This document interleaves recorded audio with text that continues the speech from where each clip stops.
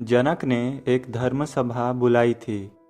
उसमें बड़े बड़े पंडित आए थे। उसमें अष्टावक्र के पिता भी गए थे। अष्टावक्र 8 जगह से टेढ़ा था, इसलिए तो नाम पड़ा था अष्टावक्र। दोपहर हो गई। अष्टावक्र की माँ ने कहा, तेरे पिता लौटे नहीं, भूख लगती होगी उन्हें, तू जाकर उनको बुला ला। अष्टावक्र गया।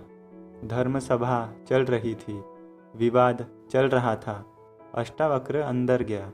उसको 8 जगह से टेढ़ा देखकर सारे पंडित जन हंसने लगे।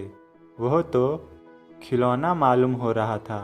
इतनी जगह से तिरछा आदमी देखा नहीं था उन्होंने।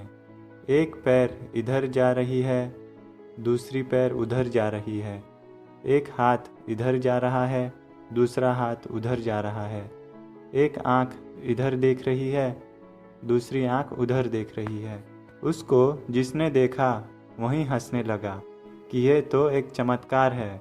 सबको हंसते देखकर यहाँ तक कि जनक को भी हंसी आ गई, मगर एकदम से धक्का लगा सबको, क्योंकि अष्टावक्र बीच दरबार में ही खड़ा होकर इतने जोर से खिलखिलाया कि जितने लोग हंस रहे थे सबके सब एकदम से चुप हो गए।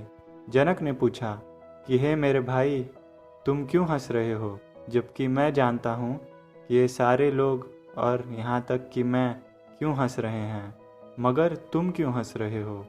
उसने कहा कि मैं इसलिए हंस रहा हूँ कि ये चमार बैठकर यहाँ क्या कर रहे हैं। अष्टावक्र ने चमार की ठीक परिभाषा की, क्योंकि इनको चमड़ी ही दिखाई पड़ती है। मेरा शरीर 8 जगह से टेढ़ा है, इनको शरीर ही दिखाई पड़ता है। ये सब चम्हार आपने इकट्ठे कर लिए हैं और इनसे धर्म सभा हो रही है और ब्रह्म ज्ञान की चर्चा हो रही है। इनको अभी आत्मा दिखाई नहीं पड़ती? है कोई यहाँ जिसको मेरी आत्मा दिखाई पड़ती हो? क्योंकि आत्मा तो एक भी जगह से टेढ़ा नहीं है। वहाँ एक भी नहीं था जो अष्टावक्र के प्रश्न का उत्तर दे सके। जनक ने उठकर अष्टावक्र के पैर छुए और कहा कि आप मुझे उपदेश दें।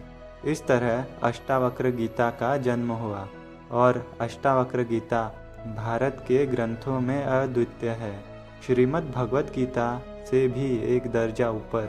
इसलिए श्रीमद् भगवत गीता को मैंने गीता कहा है और अष्टावक्र गीता को महागीता कहा है। उसका एक एक वचन हीरों से भी तोला जाए, हजारों हीरों से भी तोला जाए, तो भी पलड़ा उस वचन का ही भारी रहेगा, हीरों का भारी नहीं हो सकता। सारे सूत्र ध्यान के हैं और समाधि के हैं। तो तुम समझ लेना, जब तक तुम्हें शरीर ही दिखाई पड़ता है अपना और दूसरों का, तब तक तुम चमार ही हो। मेरे हिसाब से सभी शूद्र पैदा होते हैं। कभी कभी कोई ब्राह्मण हो पाता है, कोई बुद्ध, कोई कृष्ण, कोई महावीर, कोई रैदास, कोई फरीद, कोई नानक। कभी कभी कोई ब्राह्मण हो पाता है, नहीं तो लोग शूद्र ही पैदा होते हैं, शूद्र ही मर जाते हैं। तो यह सूत्र तुम्हारे संबंध में भी है, तुम्हारे ही संबंध में है। ये थे ओशो के विचार जो उन्होंने कहे थे अष्टावक्र और अष्टावक्र गीता के बारे में।